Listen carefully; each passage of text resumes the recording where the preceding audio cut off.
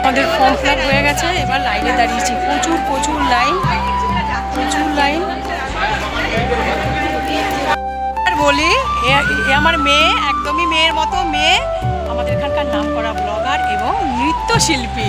তো এখানে আমার এসে দেখা হয়ে গেছে, খুব ভালো লাগছে। এখন আমরা একটু ছবি তুলবো, ওর আগে হয়ে গেছে অডিশন, এখন আমি যাচ্ছি। সবথেকে বড় কথা মানে আমি ভীষণ ইন্সপায়ার্ড হয়ে আমি আমার মাকে দেখাই যে সব মানে চাইলে, মনে চাইলে সব কিছু করা যায়। আর হ্যালো বন্ধুরা, কেমন আছো তোমরা? আশা করি সকলে খুব ভালো আছো ও সুস্থ আছো, হ্যাপি আছো। আমিও একদম ঠিকঠাকই আছি গো। আর আজ হলো শনিবার, আর এখন জানো তো সকাল 10টা বেজে গেছে। আমি দেখো পুজো করছি, আর পুজো করতে করতে আজকের ব্লগটাও শুরু করে দিয়েছি। কিন্তু তোমরা আমার সাথে থাকবে, পাশে থাকবে।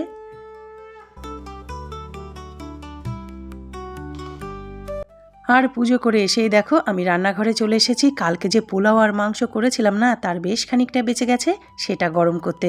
আর এটাই জানো তো আমি আজকে খাবো। আর আজ সকালে আমি কোনো রকম টিফিন করিনি, কারণ আমাকে এখন একটা জায়গায় যেতে হবে, আর তার জন্য পেট ভরে খাবার খেয়ে যেতে হবে, কারণ সেখানে কতটা টাইম লাগবে সেটা বুঝতে পারছি না। আর এরই মধ্যে চুমকিদিকে আজকে বলেছিলাম একটু তাড়াতাড়ি কাজ করে যেতে, তো চুমকিদিও কাজ করে চলে গেছে। আর জানো তো আমি এখন কোথায় যাব বলো তো? আমি যাব জি টিভি থেকে আমাদের এখানে দিদি নাম্বার 1-এর অডিশন নিয়ে এসেছে, সেই অডিশন দিতে যাচ্ছি। ওখান থেকে আস্তে আস্তে জানো তো বিকেল হয়ে যেতে পারে, ওই জন্য পেট ভরে খেয়ে নিচ্ছে। আর একই তো বাসি পোলাও, তার মধ্যে চিকেন দিয়ে জাল দিয়েছি না, টেস্ট একদম 10 গুণ বেড়ে গেছে।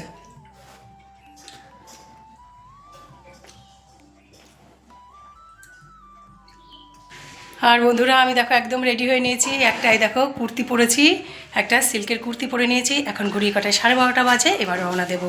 আর আগেই বললাম কোথায় যাচ্ছি দিদি নাম্বার 1-এর অডিশনে। পারি না পারি, নতুন একটা অভিজ্ঞতা হবে, নিজেকে ভালো রাখার নতুন একটা রসদ পাবো। তো চলো যাচ্ছি, দেখা যাক কি হয় না হয়। একটু বলতে পারো দেরি হলো, রঞ্জনাদি টোটো করে আসবে, তারপর এখান থেকে আমি আর রঞ্জনাদি যাব। শুভ্রা চলে গেছে। আর ওখানে গিয়ে চেষ্টা করব বন্ধুরা ব্লগিং করার, চেষ্টা তো করব, দেখি কতটা কি করতে পারি। এখন চলো রওনা দিই।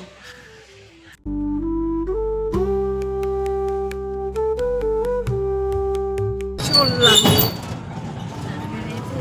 পাশে এইটাও ক্লাস ছেড়ে চলেছে। হ্যাঁ, আর মেয়েটা ঝাড়লো। আর আমাদের আমার যাচ্ছ, যাও ঘুরে চলে আসবে, নো পার্টিসিপেশন। কত দেবো? 25 না কত জানো?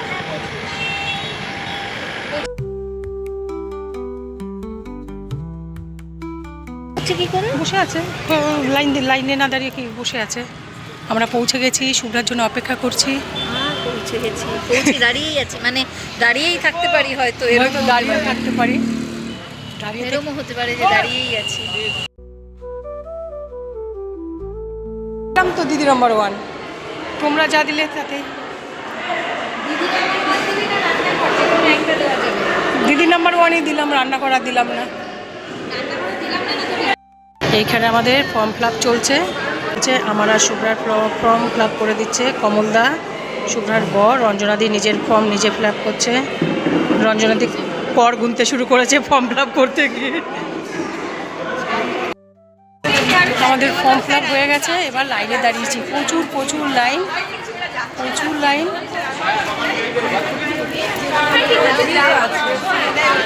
মোটামুটি 50-60 জনের পিছনে আছি। হ্যাঁ, 50-60 জনের পিছনে আছি। যাই দেখি, একদম নতুন একটা অভিজ্ঞতা করতে যাচ্ছি। ভেতরে বলতে পারো এক্সাইটমেন্টও কাজ করছে।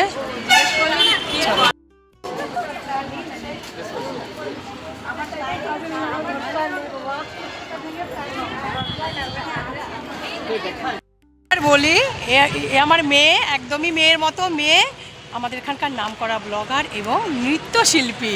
তো এখানে আমার এসে দেখা হয়ে গেছে, খুব ভালো লাগছে। এখন আমরা একটু ছবি তুলবো, ওর আগে হয়ে গেছে অডিশন, এখন আমি যাচ্ছি। সবথেকে বড় কথা মানে আমি ভীষণ ইন্সপায়ার্ড হয়ে আমি আমার মাকে দেখাই যে সব মানে চাইলে মনে চাইলে সব কিছু করা যায়।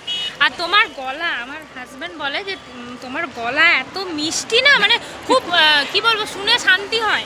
এক একটা গলা শুনলে খুব শান্তি হয় মনের মধ্যে। এক একজন থাকে ঘাই ঘাই ঘাই ঘাই করে যায়, মাথাটা গন্ডগোল হয়ে যায়, কিন্তু তোমারটা শুনে না খুব ভালো লাগে। তুমি এরকম কিন্তু চালিয়ে যাবে, আমি তোমাকে বারবার বলি, কোনোদিন যেন স্টপ না হয়, তোমাকে যেন দেখে যায়। আর আমি কি বলেছি, ভিউজ আগের থেকে বেড়েছে, তবে বাড়বে তো বটেই, আমি এটাতে বিশ্বাস করি। আর তুমি এটাতে এফোর্ট দিচ্ছ, তোমার কিন্তু এটা বাড়বেই। একদম একদম একদম একদম। মাসি, এটা মাসি, ওটাও আমারই মাসি, 9 মাসি, ছোট মাসি, ওই জন্য মাসি। তো আমার মাসি তো এখানে, তোমাদেরকে বলেইছি যে এখানে আমার মাসির বাড়ি, তো মাসিরাও এসেছে অডিশন দিতে, মাসিদের সঙ্গে দেখা হলো। হ্যালো, হ্যাঁ দিদি নাম্বার 1-এর অডিশন। আমরা একদম লাইনের কাছে চলে এসেছি, আর আগে কয়েকজনই আছে, তারপরে আমার এন্ট্রি। এখানে এসে বন্ধু হলো, হ্যাঁ বন্ধু হলাম, দেখি কি হয় আমাদের। নতুন একটা জিনিস, অভিজ্ঞতা, নতুন অভিজ্ঞতা হচ্ছে, দেখা যাক দেখা যাক। এগোনো যায়। নিজের সম্বন্ধে বলো। হ্যাঁ, একই একই।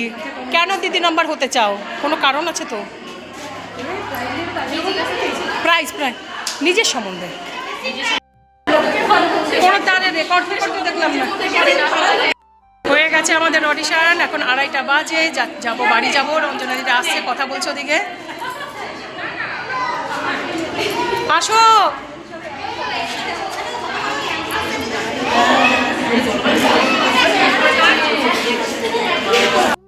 শুভ্রা সমানে গল্প করে যাচ্ছে, আসছে না, রঞ্জনাদি টেনে টেনে নিয়ে আসছে।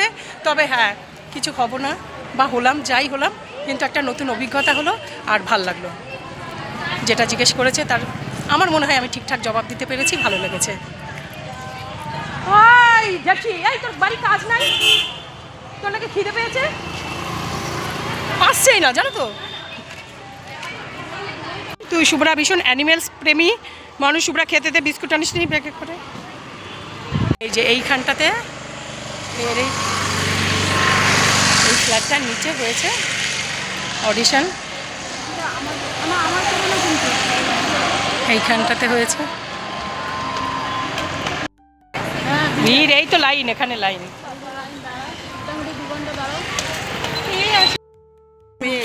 বলতো না, কে পাড়ার মেয়ে? ওই যে ওকে বলছিলাম না, তুই বললি। হ্যাঁ আমি বললাম তো, না না দাদা ফটো না, লগ ইন করছি একদম। এক একজন দিদি নাম্বার 1 হয়ে গেছে, এবার চললাম বাড়ি। নাম্বার 100 100 কিন্তু 1 বললে আমাদের একটা প্রেস্টিজ লাগে না। একটা চাও খাওয়ালো, চা দেবে বাবা। লোকে আমি লোকটাকে কি এখন জিজ্ঞেস করতে হবে আমরা কি বলেছিলাম, বল নিজেই ভুলে যাবে। আসানসোলে অডিশন। আর বন্ধুরা দুপুরের পর আমি বাড়িতে এসেছি, তখন ওই 3টে বাজতে 10 মিনিট বাকি, তখনই বাড়িতে চলে এসেছি। কিন্তু তারপর আর কোনো রকম ভিডিও করা হয়নি, একটুখানি কাজকর্ম ছিল সেগুলো গুটাচ্ছিলাম, আর তারপর না একটুখানি শুয়ে পড়েছিলাম, ঘুমিয়ে পড়েছিলাম, তাই জন্য আর কোনো রকম ভিডিও করা হয়নি। আর এখন হঠাৎ মনে পড়লো যে ভিডিওটাতে আমি শেষ করিনি, তো ভিডিওটা শেষ করতেই আবার ক্যামেরা অন করলাম। তো বন্ধুরা আজকের ব্লগটা আমি এখানেই রাখছি, আগামীতে আবার নতুন আরেকটি ব্লগে তোমাদের সঙ্গে দেখা হবে। তোমরা ভালো থেকো, সুস্থ থেকো, আমার সাথে থেকো, পাশে থেকো। Bye, tata.